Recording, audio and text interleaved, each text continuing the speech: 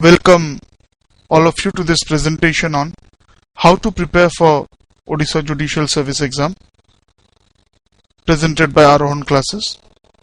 So we all know that the OJS exam is one of the most prestigious exams conducted by the OPSC.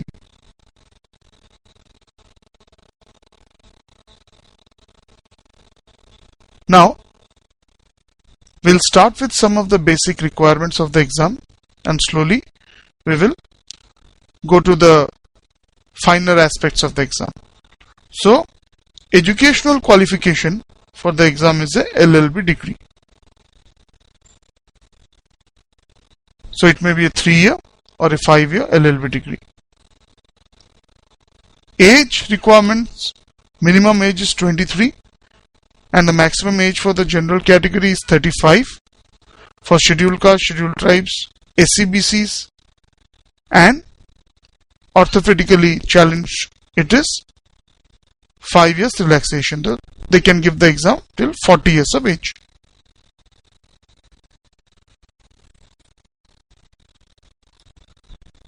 Now coming to the structure of the exam is a 3-phase exam.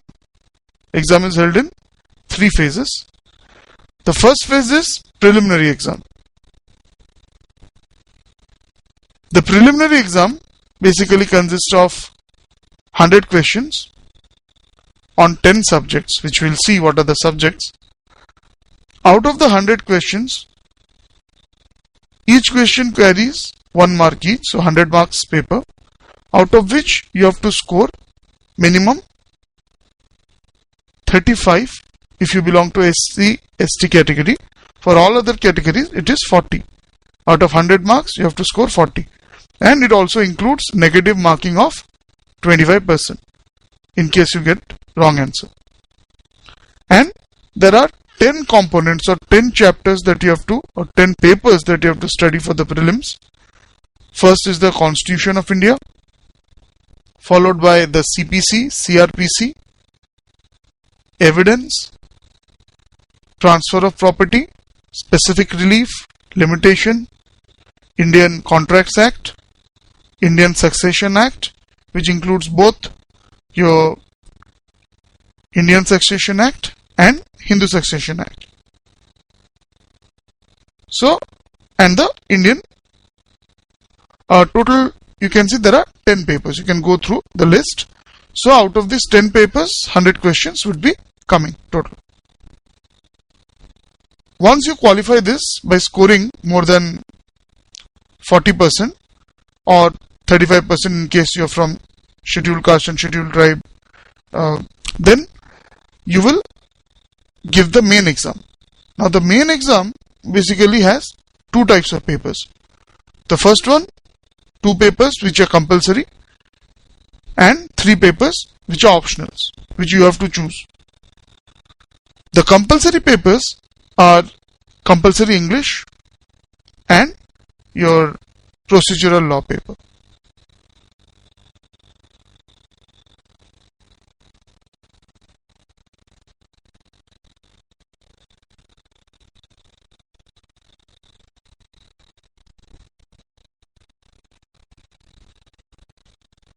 So in the compulsory English paper, you will be having 6 questions.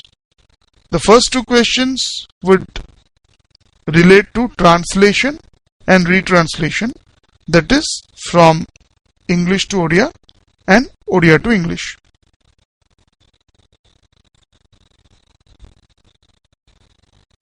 Second question would basically be on an essay. You have to write an essay of 150 words. Similarly, you would have question on précis writing and reading comprehension. So, this is a compulsory paper of 150 marks. The next compulsory paper is that of procedural law, in which 3 papers would come, or 3 parts are there: the CPC, the CRPC and the evidence. So these are the 3 papers that you have to study for procedural law. Total marks 150. Now comes the second part, that is the optional papers. Now optional papers, out of 5 optionals, you have to choose any 3. They also carry 150 marks each. Out of the 5 optional papers, you may choose any 3 papers.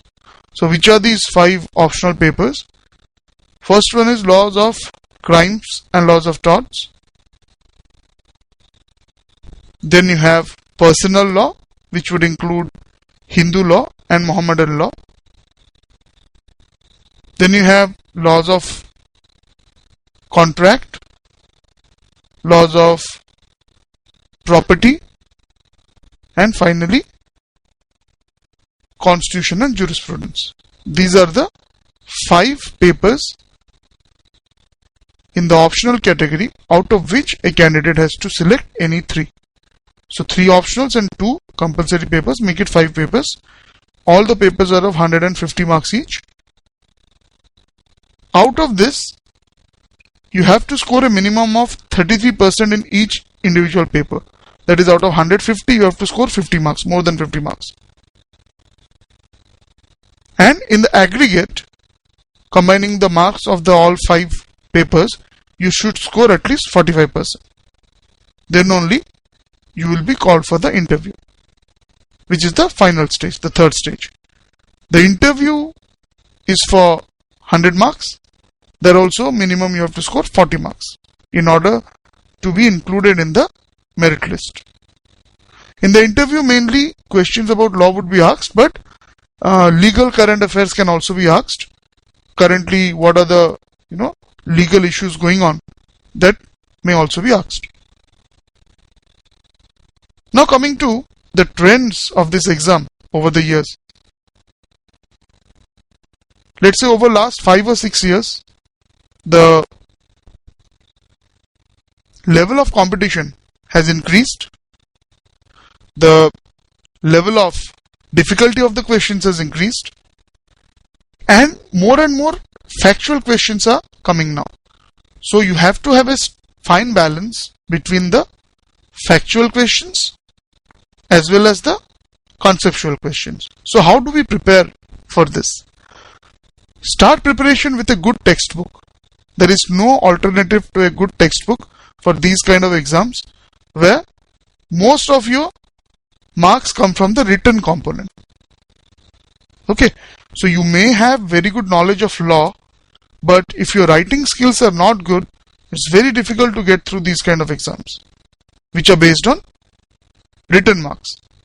Okay, and the only way to improve your writing is to follow a proper structure, which I'll just tell you, and to practice a lot. Whatever you are studying, you have to practice and get it corrected from your mentor. From the prelims point of view, you have to understand the structure of the bare acts of all the 10 components which are coming in prelims. Okay, because now questions are even coming on this is related in which part of this particular bare act, okay, or particular act. So for that you need to know the nitty-gritties of the act. Coming to the main exam, in the main exam there has to be a combination of 4 or 5 elements. First thing, most important, is content. Don't write anything unnecessary. Whatever the question asks, write that much. Second, you have to use appropriate and relevant legal maxims. If you cannot remember the Latin phrase or the foreign language phrase, at least write the public policy, write the principle. Okay. Third is, you have to give proper case laws. Okay, preferably your recent case laws, right? And then illustrations, proper illustrations, you may borrow them from the bare acts, or you can, once you have understood the thing, you can write of your own. And diagrams. If you mix these 4 or 5 things, then you get a very good answer, right? Now coming to the courses offered by AAROHAN, apart from the regular courses, which are 7-day courses at Cuttack and Bhubaneswar from 4 p.m. to 6 p.m.